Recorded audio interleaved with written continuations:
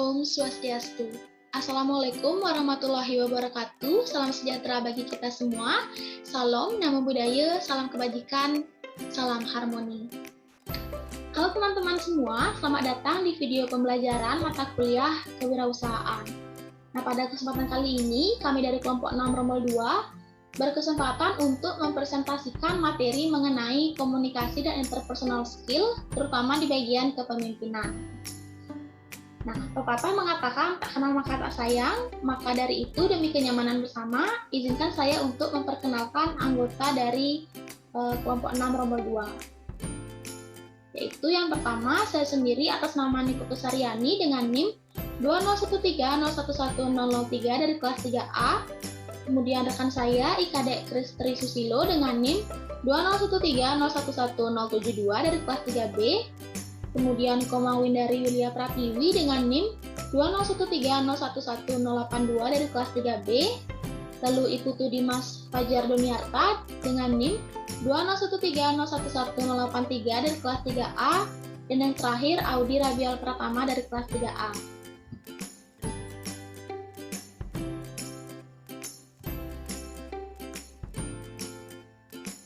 Di sini kami akan membahas 8 subbab materi yang terdiri dari pengertian kepemimpinan, peran kepemimpinan dalam manajemen, gaya kepemimpinan, syarat-syarat kepemimpinan, pemimpin formal dan informal, kepala dan pemimpin, kasus kepemimpinan dalam tim, serta keterampilan dasar kepemimpinan.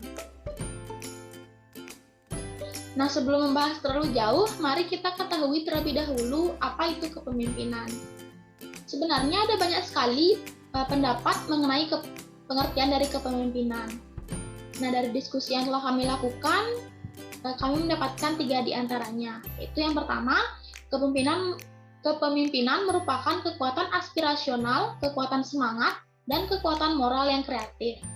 Lalu yang kedua, kepemimpinan juga dikatakan sebagai proses mengarahkan dan mempengaruhi aktivitas-aktivitas yang ada hubungannya dengan kerjaan para anggota kelompok. Kemudian yang ketiga, kepemimpinan adalah proses mengarahkan dan mempengaruhi aktivitas-aktivitas tugas dari orang-orang dalam kelompok. Untuk materi selanjutnya akan dijelaskan oleh rekan saya. Kepada Chris, waktu dan tempat dipersilakan. Terima kasih. Peran kepemimpinan dalam manajemen. Peran kepemimpinan merupakan suatu perilaku-perilaku yang diharapkan oleh pemimpin dalam menduduki suatu posisi tertentu yang diharapkan bisa berperan untuk mempengaruhi, membimbing, serta mengevaluasi bawahannya ke arah pencapaian tujuan sebuah organisasi. Di sini ada 4 peran penting bagi kepemimpinan. Yang pertama, penentu arah, yang berarti pemimpin harus mampu melakukan seleksi dan menetapkan sasaran dengan mempertimbangkan lingkungan eksternal masa depan yang menjadi tujuan pengarahan seluruh sumber daya organisasi dalam mencapai visi. Kalau kita sebut sebagai pemimpin visioner. Yang kedua itu agen perubahan. Berarti pemimpin harus mampu mengantisipasi berbagai perubahan dan perkembangan lingkungan global dan membuat prediksi tentang implikasinya terhadap organisasi. Mampu membuat skala prioritas sebagai perubahan yang diisyaratkan visinya, serta mampu mempromosikan eksperimentasi dengan partisipasi orang-orang untuk menghasilkan perubahan yang diinginkan. Kemudian yang ketiga, itu juru bicara, yang berarti pemimpin harus mampu menjadi negosiator dan pembentuk jaringan hubungan eksternal, menyusun visi dan mengomunikasikannya, melakukan perdayaan serta melakukan perubahan. Yang keempat, pelatih, yang berarti pemimpin harus memberitahu orang lain tentang realitas saat ini, apa visi atau kemana tujuan, bagaimana merealisasikannya, selalu memberikan semangat untuk maju dan menuntun bagaimana mengaktualisasikan potensi mencapai visi. Kemudian ada gaya kepemimpinan. Di sini ada 3. Yang pertama gaya autokratik, yang kedua gaya demokratik, dan yang ketiga gaya bebas terkendali. Gaya autokratik itu gaya kepemimpinan. Ini umumnya memerintah orang-orang atau bawahannya sesuai dengan kehendaknya. Karena seseorang pemimpin autokratik percaya bahwa ia adalah orang terpintar dari yang lain. Kemudian gaya demokratik itu kebalikan dari gaya autokratik, di mana gaya kepemimpinan demokratik ini para pemimpinnya akan lebih menanyakan terlebih dahulu mengenai apa yang didiskusikan sebelum mengambil keputusan akhir, tetapi tetap di akhir pemimpinlah yang paling berwenang. Dan yang terakhir adalah gaya bebas terkendali. Itu berarti seseorang pemimpin yang memimpin dengan cara memberikan kebebasan kepada bawahan untuk mengambil sebuah keputusan. Di sini saya akan melanjutkan materi presentasi mengenai syarat-syarat kepemimpinan dan pemimpin formal dan informal. Berikut adalah syarat-syarat menjadi seorang pemimpin. Yang pertama adalah komunikasi. Seorang pemimpin harus memiliki skill komunikasi yang baik, karena dalam memimpin kita akan mengatur atau menggerakkan pikiran bawahan kita. Jika kita sudah memiliki skill berkomunikasi yang baik, maka kita akan sangat gampang untuk mengarahkan bawahan kita dan bisa selalu berkomunikasi terkait sesuatu yang harus dilakukan. Yang kedua adalah kejujuran. Jadi seorang pemimpin haruslah selalu jujur, karena untuk membangun sebuah kepercayaan antara pemimpin dengan bawahan, kita harus selalu jujur dan mengatakan semua dengan jujur agar tidak adanya perpecahan antara orang-orang dan tidak menimbulkan berbagai kekeliruan. Lalu yang ketiga ada pengambilan keputusan. Dalam sebuah rapat, seorang pemimpinlah yang paling berwenang untuk memutuskan sesuatu. Seorang pemimpin harus selalu sigap dalam setiap pengambilan keputusan di saat situasi apapun. Karena sebagai seorang pemimpin harus bisa selalu membimbing bawahannya di saat keadaan apapun itu. Yang keempat, ada inovasi. Seorang pemimpin haruslah inovatif dan kreatif dalam melakukan hal apapun. Karena untuk menjadikan suatu kelompok itu menjadi lebih maju, haruslah memiliki seorang pemimpin yang kreatif dan inovatif agar kelompok itu bisa terus berkembang dengan hal-hal yang baru dan pastinya bermanfaat. Yang kelima, ada tanggung jawab. Seorang pemimpin wajib untuk bertanggung jawab terhadap kegagalan maupun keberhasilan dalam sebuah proyek yang dilakukan dalam kelompok itu, dan harus bisa menerima dan menghargai kemampuan dari bawahannya itu. Karena ini akan menjadikan bawahannya tidak terlalu tertekan dan bisa membuat bawahannya untuk memperbaiki kesalahannya lagi. Lalu yang keenam, ada motivasi dan hubungan. Untuk membuat bawahan kita semakin bersemangat saat kita pimpin atau saat kita bimbing, haruslah mereka kita berikan motivasi yang bermanfaat. Motivasi yang bersifat positif agar mereka mau lebih berusaha keras dalam membangun proyek yang akan kita kerjakan, dan kita juga harus menjalin hubungan yang baik dengan bawahan kita. Ini bertujuan untuk menumbuhkan rasa kepercayaan terhadap mereka dan bisa saling mengerti satu sama lain, sehingga kita gampang untuk mengarahkan mereka untuk bekerja lebih baik. Baik, selanjutnya kita akan membahas tentang pemimpin formal dan informal. Dari berbagai jenis kepemimpinan tersebut dapat diklasifikasikan dalam dua kelompok besar, yaitu pemimpin formal dan pemimpin informal. Yang pertama, kita akan membahas tentang pemimpin formal. Pemimpin formal adalah orang yang dalam sebuah organisasi ditunjuk sebagai pemimpin berdasarkan keputusan dan pengangkatan resmi untuk memangku suatu jabatan dalam struktur organisasi dengan segala hak dan kewajibannya untuk mencapai tujuan organisasi yang telah ditetapkan. Ciri-ciri dari pemimpin formal adalah yang pertama, berstatus sebagai pemimpin formal yang ditunjuk oleh yang berwenang. Yang kedua, memperoleh dukungan dari organisasi formal dan mempunyai atasan. Yang ketiga, harus memenuhi persyaratan formal. Yang keempat, mendapat kenaikan pangkat. Yang kelima, dapat dimutasikan. Yang keenam, memperoleh imbalan akan balas jasa material, imaterial. Yang keenam, bila melakukan kesalahan dapat dikenai sanksi atau hukuman. Dan yang ketujuh, selama menjadi pemimpin berhak mengatur sepenuhnya organisasi yang dipimpinnya. Kemudian yang kedua, ada pemimpin informal. Pemimpin informal ialah seorang yang tidak secara resmi diangkat sebagai pemimpin, tetapi merupakan kehormatan. Biasanya, karena mempunyai kelebihan, ditunjuk sebagai pemimpin sehingga mampu mempengaruhi kondisi psikis dan perilaku suatu kelompok. Ciri-ciri pemimpin formal adalah yang pertama, masyarakat atau kelompok mengakui dirinya sebagai pemimpin. Yang kedua, tidak adanya pengangkatan resmi sebagai pemimpin. Yang ketiga, tidak dapat dimutasi. Yang keempat, tidak punya atasan. Yang kelima, jika melakukan kesalahan, tidak dikenai hukuman, hanya kurang kepercayaan terhadap dirinya. Dan yang keenam, tidak mendapat balas jasa. Sekian materi yang dapat saya sampaikan. Untuk materi selanjutnya akan dibahas oleh rekan saya. Baik, di sini saya akan melanjutkan presentasi dari teman saya.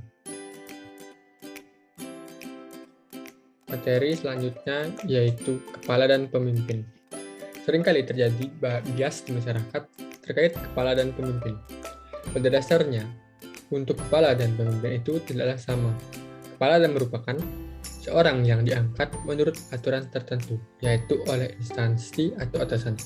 Sedangkan pemimpin itu dipilih dari kelompok itu sendiri. Adapun persamaan dari kepala dan pemimpin yaitu yang pertama, kepala dan pemimpin membawahi anak buah. Yang kedua, kepala dan pemimpin diberi tugas pekerjaan dan mempertanggungjawabkannya. Yang ketiga, menuntut kemampuan manajerial seorang pemimpin atau kepala. Adapun perbedaan dari kepala dan pemimpin. Yang pertama, kepala diangkat oleh kekuasaan atau instansi tertentu. Pemimpin dipilih oleh anak buahnya. Yang kedua, kepala bertindak sebagai penguasa, sedangkan pemimpin berperan sebagai pengetus ide, organisator, atau koordinator.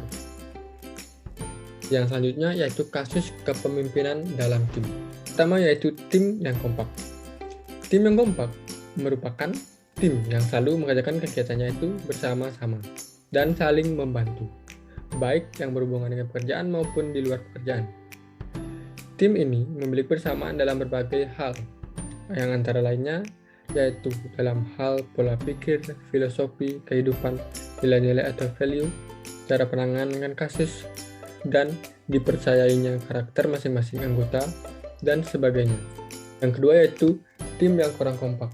Dalam sebuah grup atau tim, kekurang kompakan antara anggota dapat disebabkan oleh berbagai hal, yaitu manusia yang masing-masing mempunyai kepentingan pribadi yang berbeda-beda, perbedaan kepentingan pribadi dan kekeluargaannya, kepentingan sosial, maupun sebagainya. Yang ketiga, yaitu tim yang tidak kompak. Seperti yang telah disampaikan di sebelumnya, yaitu pada tim yang kurang kompak, tim yang tidak kompak pada dasarnya disebabkan oleh adanya berbagai perbedaan di antara mereka dibandingkan dengan tim yang kurang kompak. Tim yang tidak kompak ini memiliki tingkat perbedaan yang lebih besar pada tim seperti ini. Perbedaan yang menonjol terdapat pada tingkat intelektualitas, emosional, moralitas, dan karakter dari masing-masing anggotanya ataupun ketuanya. Sekian dari saya dan selanjutnya akan dilanjutkanlah teman saya. Baik, di sini saya akan menjelaskan materi tentang keterampilan kepemimpinan dasar. Yang pertama adalah technical skill, atau biasa disebut keterampilan teknik.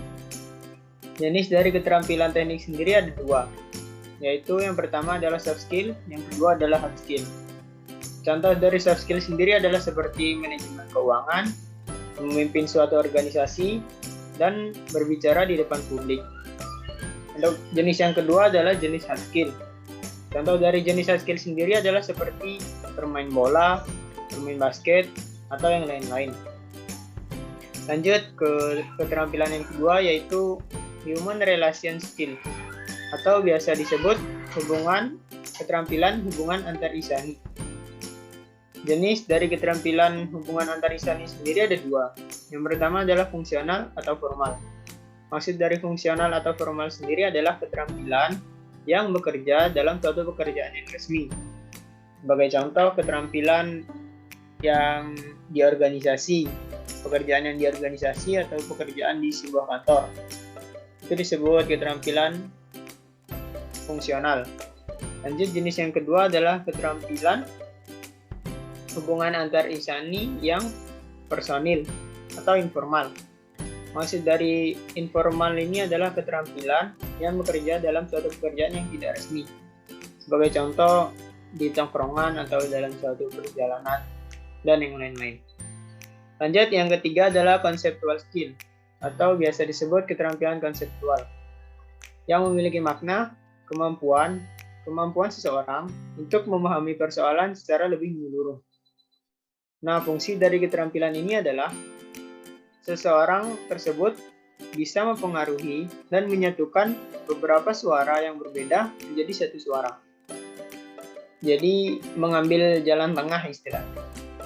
Lanjut ke keterampilan yang keempat adalah decision making skill, atau keterampilan dalam mengambil suatu keputusan. Maksud dari keterampilan ini adalah proses berpikir seseorang untuk mengidentifikasi dan memutuskan pilihan dari berbagai pilihan.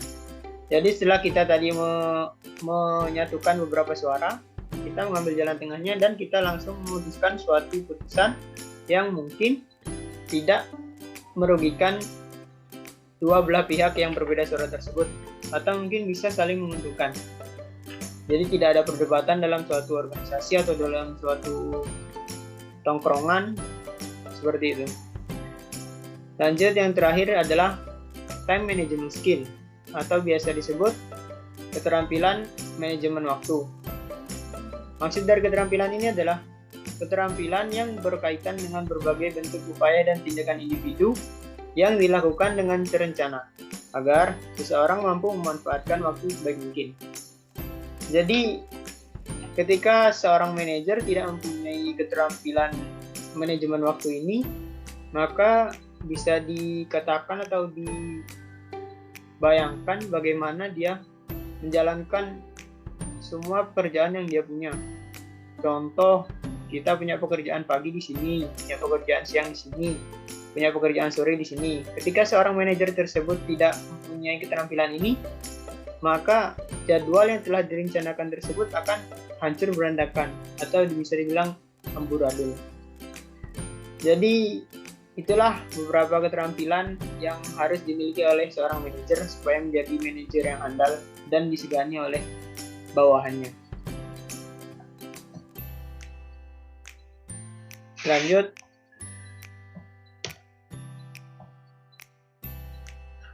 Oke, mungkin cukup sekian penjelasan dari kelompok kami. Kami mohon maaf sebesar-besarnya apabila ada salah kata dan materi yang belum bisa dipahami oleh kalian semua. Akhir kata, terima kasih.